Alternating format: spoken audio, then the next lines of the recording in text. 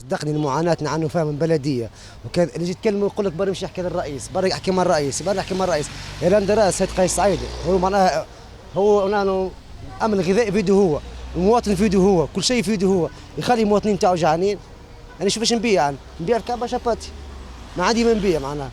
سيدي جاء سلعة تونسية كل طن سميد، لا عندي حاجة موازية لا عندي حاجة مرب، نبيع فيها في المحطة، والمحطة الناس كل جهد تسحق أي محطة في العالم كل في الفريس فود اللي معناها مطعم متجول.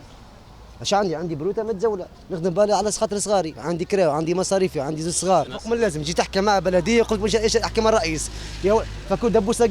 غاز تاع 200,000، انا باش نجيب بوز صغار، وعندي كراو، وعندي ضوء، وعندي ماء، عندي مصاريف اخرى، فهمتني؟ انا نصرف بابا عنده السكر، امي عندها الدم نصرف عليها، وخاتي صغار يقراوا من اونتري سكولير وبرشا مصاريف، مش نجيبها الكل، تجي تحكي من بلديه يقول لك احكي مع الرئيس، برشا مشاكل، الناس كل تعيط، لا عيشه غاليه، هالضوء مقصوص، هالماء مقصوص، هذيك مقطوعه، هذيك مقطوعه، تجي تحكي معاه في اين عش، انا حبيت اقدم عن مطلب في كرني ابيض، قبر للشيخ، ايش بعد المندوبي تاع الواحد تجهيز، امشي لهذيك، لا عملوا لي هذيك لا هذيك قاعد كيك معلق، معناها حتى باش نعدي بصغيري انا واش نعدي على مرتي قدرها باش تولد ولا حاجه، يلزمني نمشي ندفع فلوس خلص، انا مش قادر 700 500 و800 باش نعدي على صغاري، ما عنديش قدره، ايش نخدم في نصور نخدم في شيء هنا، وهاك تشوف فيه بعيد المحطه مش حاجه بعد حاجه تو قدامك، جيت تحكي معه باش تحكي مع الرئيس، جيت تحكي معه باش تحكي مع الرئيس، عندي صوت باش نقابل الرئيس.